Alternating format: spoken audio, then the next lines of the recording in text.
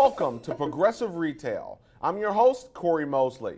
As always, thanks for tuning in. We've got another great show planned for you, which includes my exclusive interview with Rico Glover, Chief Digital Officer of Bryant Honda in Fayetteville, North Carolina. Let's get started. Disruption, creative marketing, thinking outside the box, blowing up the box. These are all the things we all hope to aspire to when we're running our promotions or really trying to just break through the mold and gain a competitive advantage in the marketplace. So I chose today to invite somebody to the show who's clearly doing that and maybe a little bit more. Mr. Rico Glover is the Chief Digital Officer of Bryant Honda down in Fayetteville, North Carolina. Rico, thanks for joining the show today. Thank you for inviting me, Corey. I appreciate that. So you've developed a bit of a reputation. We talked a little bit about it before we came on for doing some things differently, for forgetting the box even existed.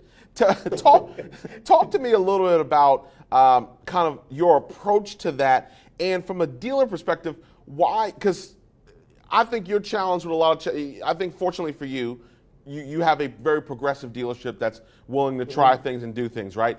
And exactly. I deal with this a lot of times in our consultancy where we want to go in a direction and it's not familiar and they just don't want to break through. Why do you find it's very difficult for a lot of dealers to really get outside the box and share with us a little bit about that? Well, I think the number one thing is fear. That's the key thing, just fear. We're so used to doing the same things. And even though we may not know if it's going to work, something new would work, and we know something that we're currently doing doesn't work, we just want to stick with the same old thing. And that's what I found. And I'm actually blessed that I have a team. As a matter of fact, right before we jumped on, one of the owners, Eason Bryan, Tim Roussel, our general manager, our BDC, and our F&I manager, we were in a conference and we were going over a new product that no one is using right now, especially at a Honda dealership, where we're going to be able to take deposits automatically with our CRM system, take the vehicle completely out of the system, and then be able to put it on hold. And the reason why I mention that is you've got to have the leadership in place that is willing to do things that other folks aren't doing. So I think that, like I said, the key thing is just fear. People just get stuck in doing the same old thing. Now, it's funny because one of my tenets is this idea of dealers having the itis. And, when we think of itis, we think of medical conditions, right? Bursitis, bronchitis, but I call it who else-itis. They look at something, they look at an idea they haven't heard before, and the determining factor is who else is doing it. Exactly. Right, and if they don't hear somebody they know or somebody was on the magazine or something like that, then they don't do it. But I think it's always interesting because we hear about the leaders, and I don't remember the Gandhi quote about first they mock you and then they follow you. But I always think about that. Now I know for you. You've taken a little bit of a different path in terms of really getting an education.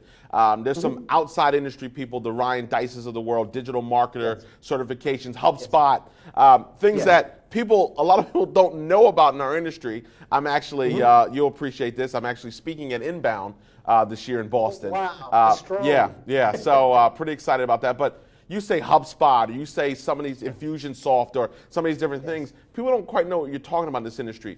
Why do you think there's not enough of an investment or more of an investment in true digital? You're the first chief digital officer of a dealership that I know by title. So why do you think there's not as much investment in really getting that education and that certification, not Google AdWords certified, but really getting that education to know the craft, to be in a position to try new things?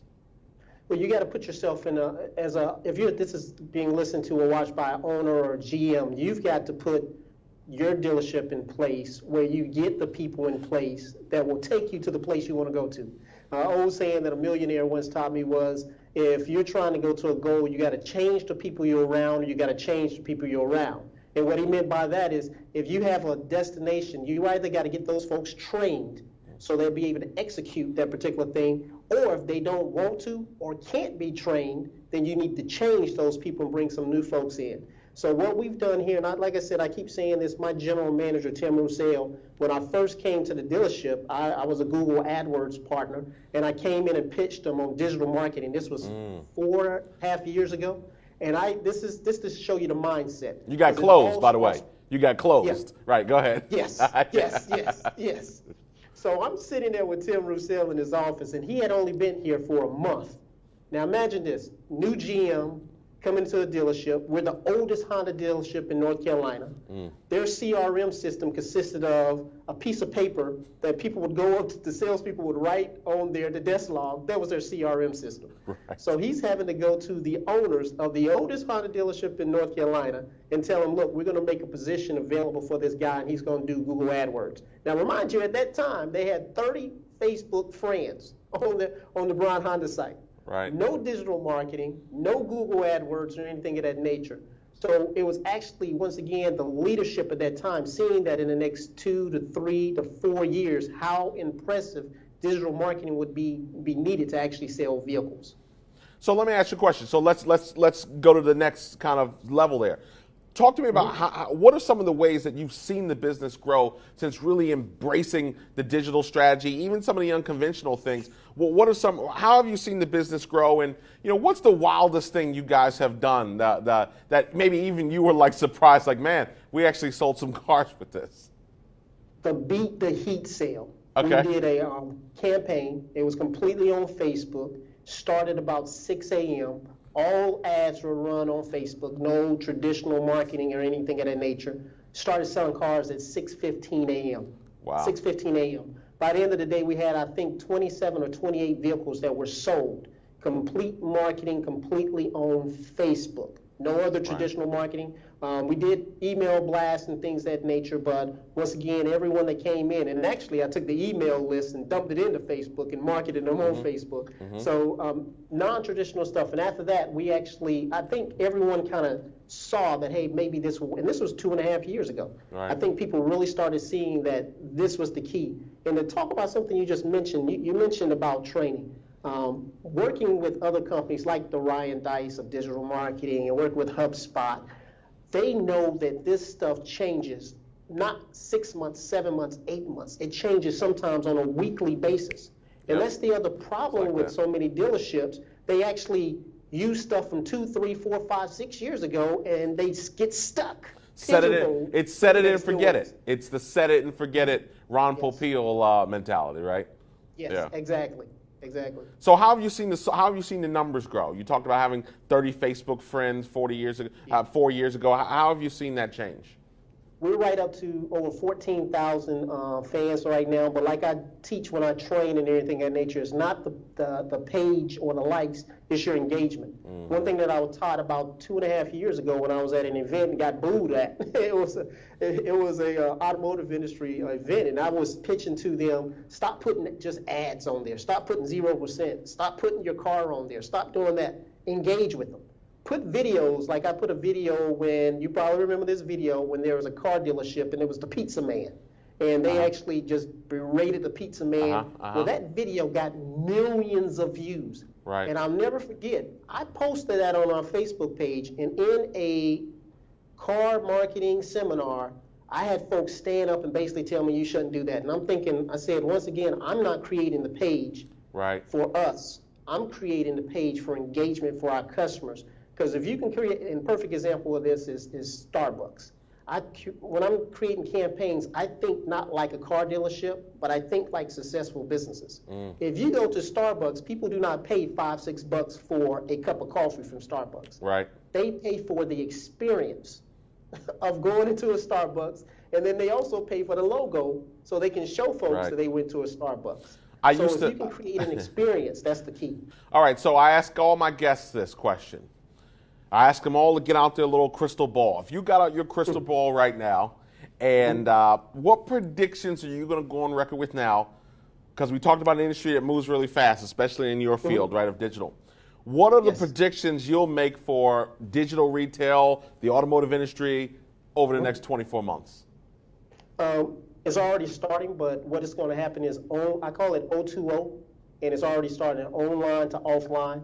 And what I mean by that, a perfect example, you can look at Amazon.com. Amazon.com actually killed the book industry, and now they're opening up bookstores.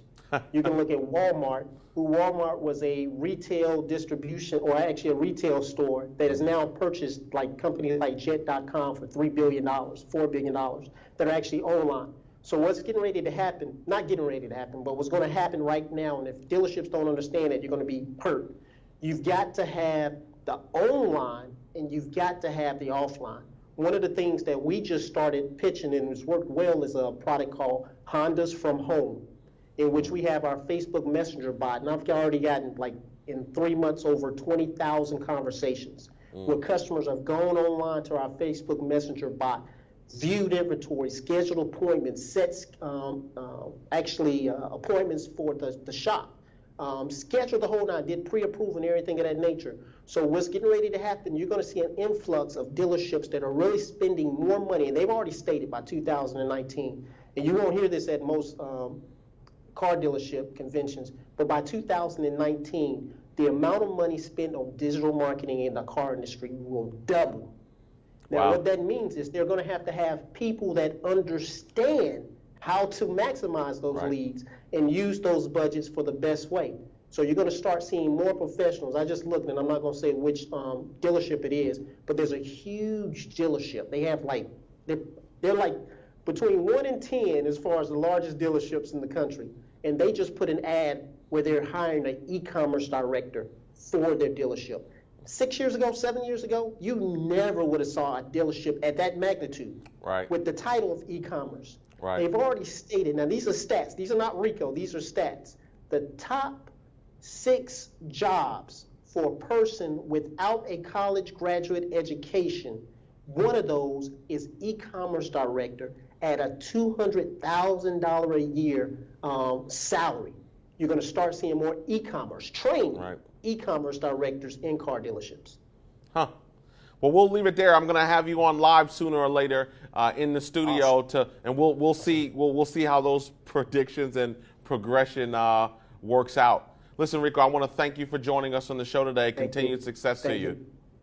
Appreciate that, Corey. You have a great day. Well, that's our show for today. Find out more about how we're helping dealers become more progressive and profitable by visiting our website, mosleyautomotive.com.